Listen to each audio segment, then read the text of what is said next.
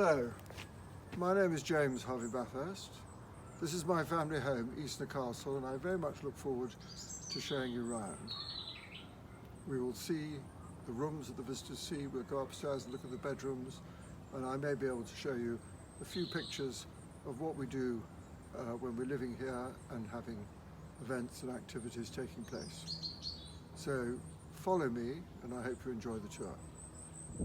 Just before we go in, let me explain that this house is really a house, not a castle. It was made to look like a castle because there are many castles in our area on the Welsh border.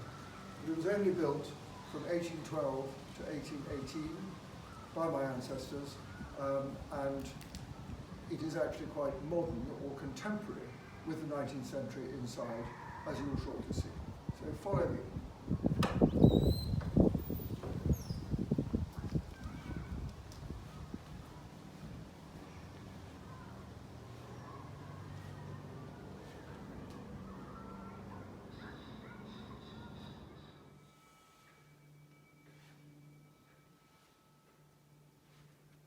Well, this is our great hall, as you can see, and we'll just have a look round and see how big it is. Right up to the ceiling, which is 17 metres high, and sweeping round, looking at the pictures and the armour, piano, and then I will tell you a bit about the history of the room.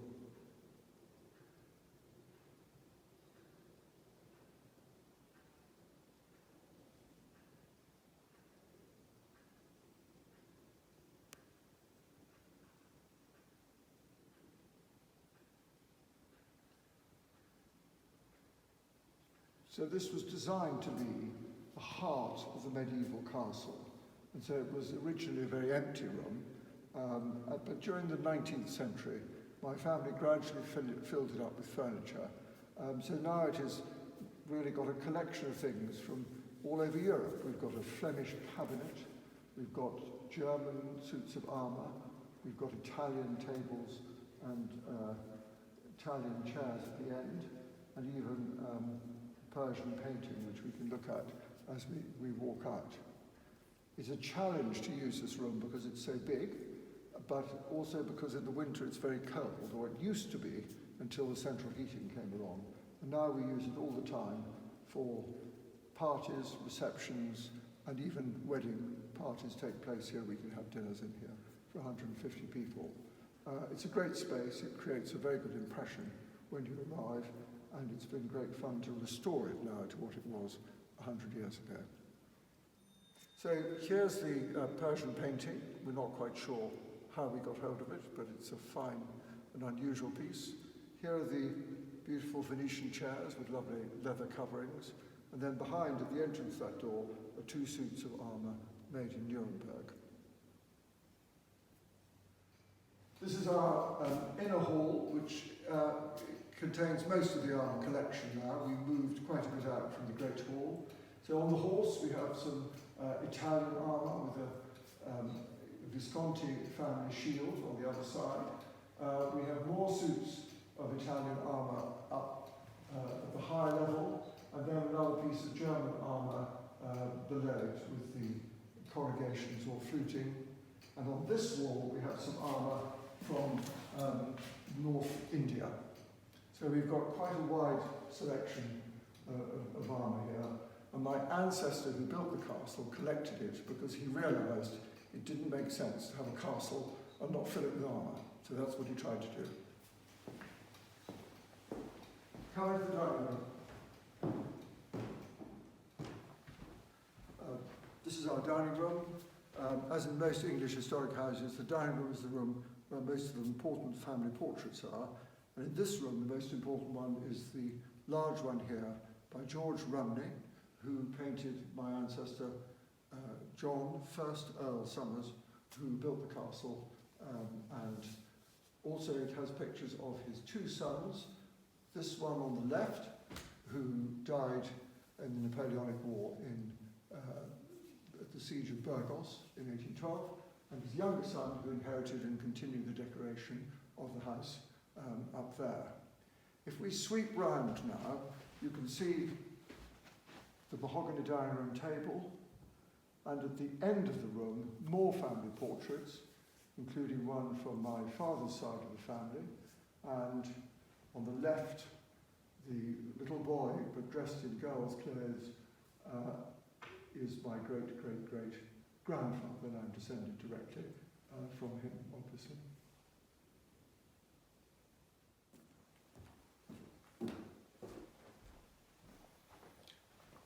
This is our drawing room, just across the hall from the dining room. It was designed in 1849 by Augustus Welby Pugin, whose father had come to England from France. Pugin loved the Gothic revival style, so he designed this room to look like a high Gothic revival church in some ways, and he designed quite a bit of the furniture that's in it. So you can see the huge chandelier, which was copied from one in the Lorenzkirche in Nuremberg, and then various other bits of furniture were designed by him specifically to go in this room.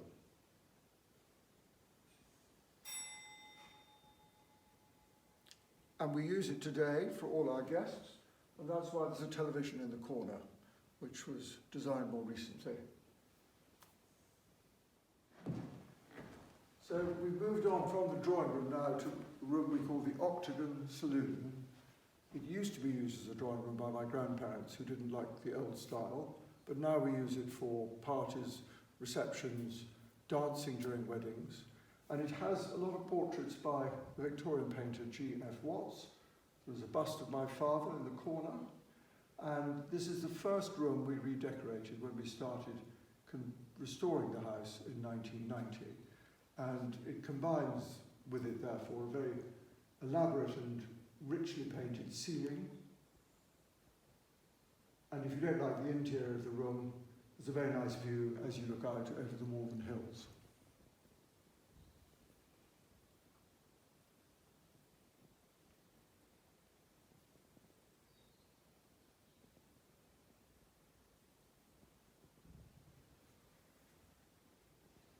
And you'll just see a lake in the bottom half of the picture. That was created at the same time that the house was built.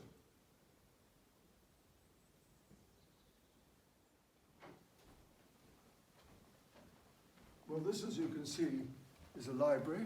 It's our long library, and it was decorated in 1865. The taste of our family changed. They went away from the Gothic style, which was 1849 in the drawing room, to 1865 in here, and it contains many things that were made in Italy or bought from Italy. So we'll just look at one corner, because there's a lot to see in here. Here is a Casapanca, sort of Italian bench, with a Medici crest in the middle. And then the bookshelf behind it, and all the bookshelves in this room were made in Italy for this room, and it contains the motifs of my family in the carved woodwork. And if we swing on round the room now, you'll see at the end a tapestry, and there's tapestries all the way along the walls of this room, above the bookshelves, and that tapestry came from a Palazzo Mantua. It was made from Mary of Medici, and it's called the Artemisia series, and it's Flemish.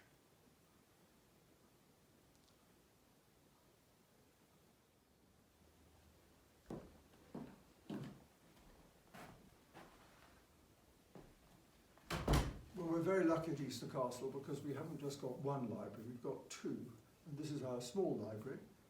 The bookshelves in this room came from the Society of the Inthronati in Siena, and date from 1620, and were bought by my family and installed in the middle of the 19th century, obviously.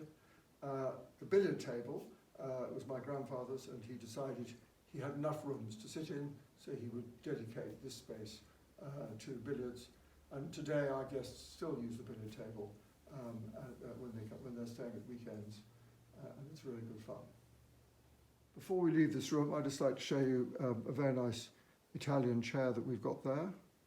And then as we move to the left, there's a photograph of my grandparents, who lived here till 1939, on their way to the coronation of King George VI in 1937.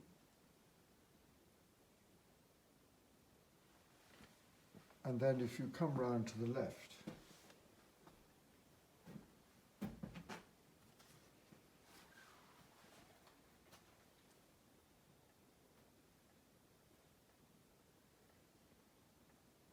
this inlaid Italian table and clock,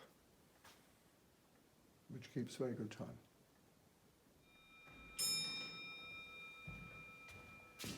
Let me imitate the clock.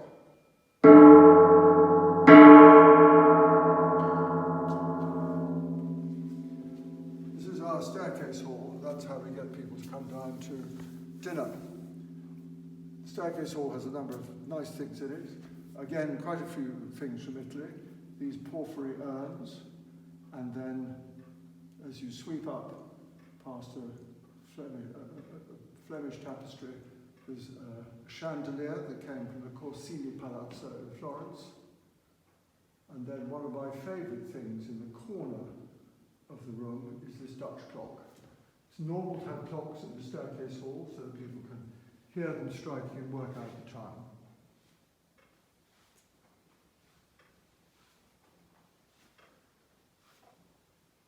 This was bought by my grandfather in Amsterdam in about 1938. It's made by Johannes de Scheen. And below the clock face you can see some automata, and that's a symbol really of the Dutch being freed from the Spanish occupation. But in mythology, this is Perseus riding to rescue Andromeda, and Andromeda represents the Dutch tied to the rock. Perseus is about to set her free.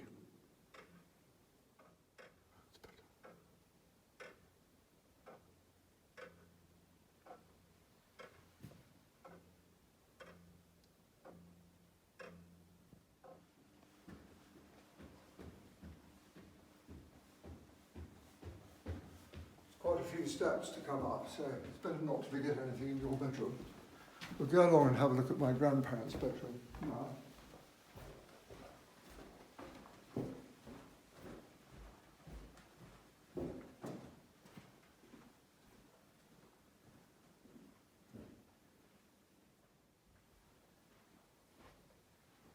So this is my grandparents' bedroom. We redecorated it in about 1992.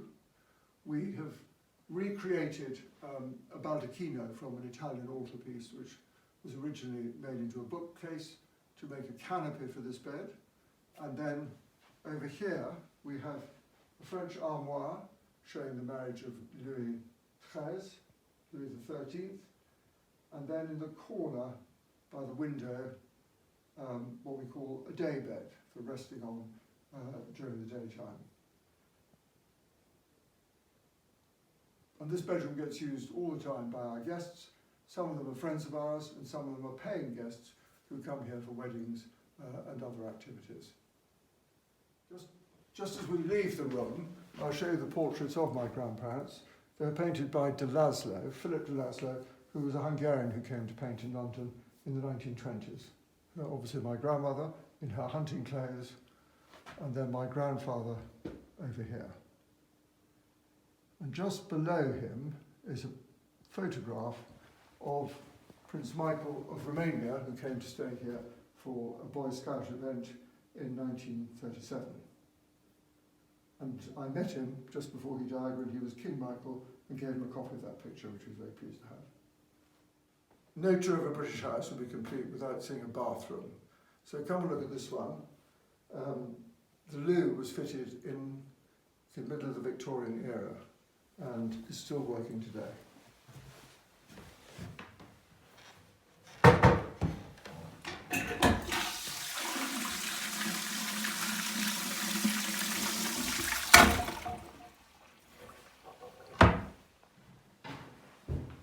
I'm now going to show you one other bedroom, which is in a completely different style, and I think you'll really like it.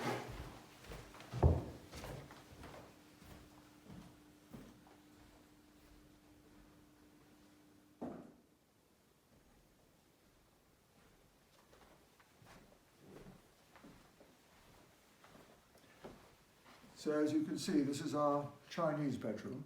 It's 18th century Chinese wallpaper, and many English houses had this sort of room in them. It was very popular. But we call this now not the Chinese room, but the Queen's bedroom, because in 1937, Queen Mary came to stay here as a guest of my grandparents for a few days, and we've kept that name ever since. So we'll just have a look at the wallpaper as before we leave the room, and then also the painted ceiling.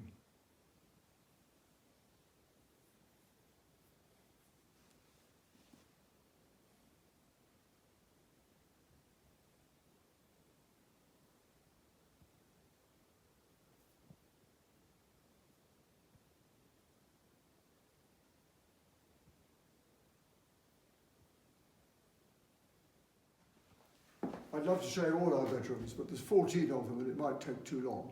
So we'll go downstairs now and see the so-called state bedroom, the big bedroom on the piano nobile, and then that will be the end of our tour.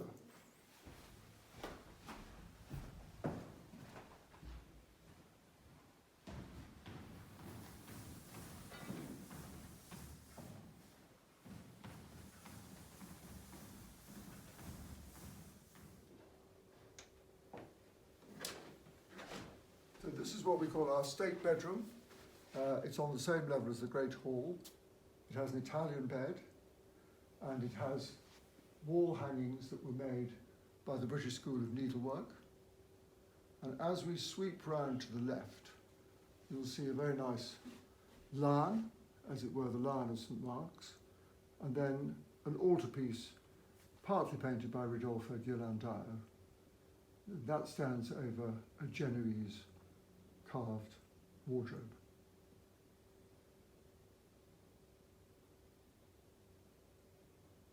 And then in the far corner here is the fireplace with the family motto, Spes Nescia Vinci, which means hope knows no defeat.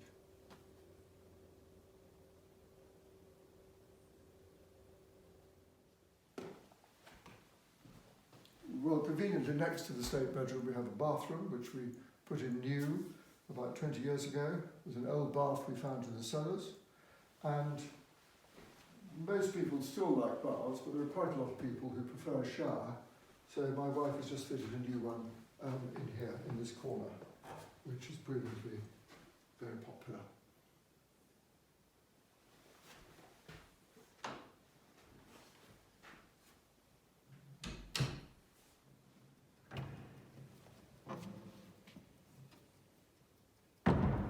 So that really is the end of the formal tour of the house. Coming out of the bathroom back into the main hall where we started. But just before we go, I'd love to show you some slides of things that we do here, because we have to have commercial activities, weddings, photo shoots, filming, in order to keep the house going and to pay the bills. And I've got a few slides just for you to look at before we go. So have a look at my laptop and we'll see a few things that we do.